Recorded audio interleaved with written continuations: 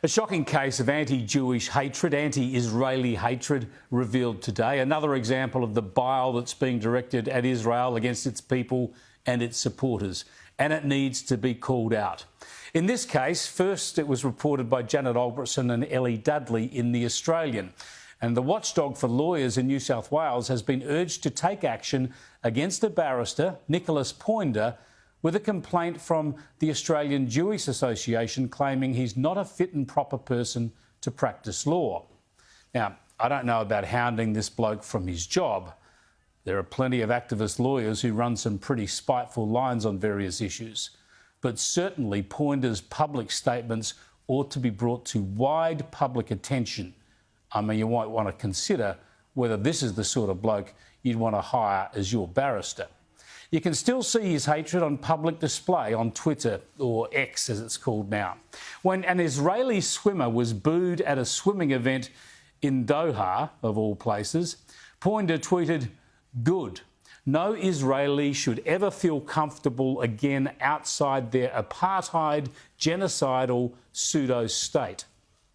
This barrister has also referred to Zionists as arseholes, which is about as juvenile as it is offensive.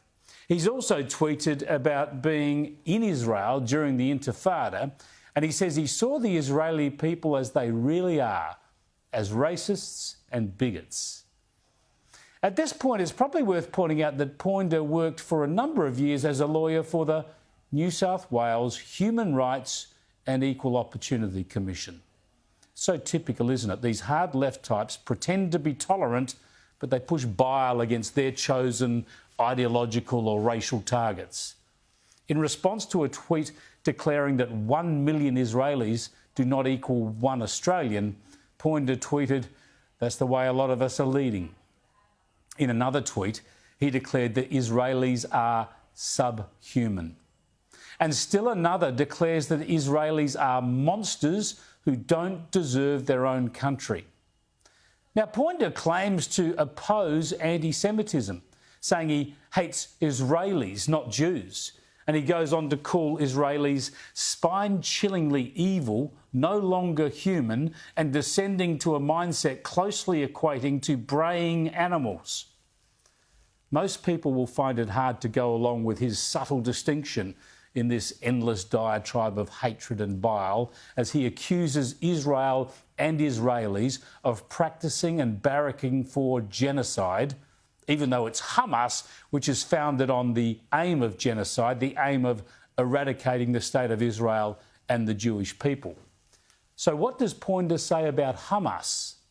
Well, incredibly, he's even described Hamas as absolute heroes. And search as I could on his Twitter feed, there was not one post of grief or of sympathy or of outrage over the savage slaughter, torture, raping and kidnapping of Israelis on October the 7th. Instead, Poynder tweeted posts justifying the terrorist atrocity as some kind of freedom struggle, and even suggesting that many of the deaths were actually perpetrated by Israel. Anyway, there he is, a barrister at Frederick Jordan Chambers in Sydney. There's a look into the heart and mind of Nicholas Poynder. The legal professional authorities can make of this what they will, but rather than cancel this bloke, I'm happy just to bring his words to the public square, to show them outside of the cesspool of Twitter and out in the real world where real world standards apply. And you can make your own mind up about him. I contacted Poynder today and he said we need to be careful not to confuse opposition to Zionism with anti-Semitism. You won't find any of the latter in my history. He also defended his lack of reference to October the 7th and said he was appalled at what occurred, but said Israel's response is disproportionate. Familiar phrases, aren't they? Exactly what is the proportionate response to the savage slaughter, rape, torture and kidnapping of more than 1,200 people, men, women, teenagers, children and babies? What is the proportionate response to a terrorist army that is committed always to kill Jews and eradicate Israel?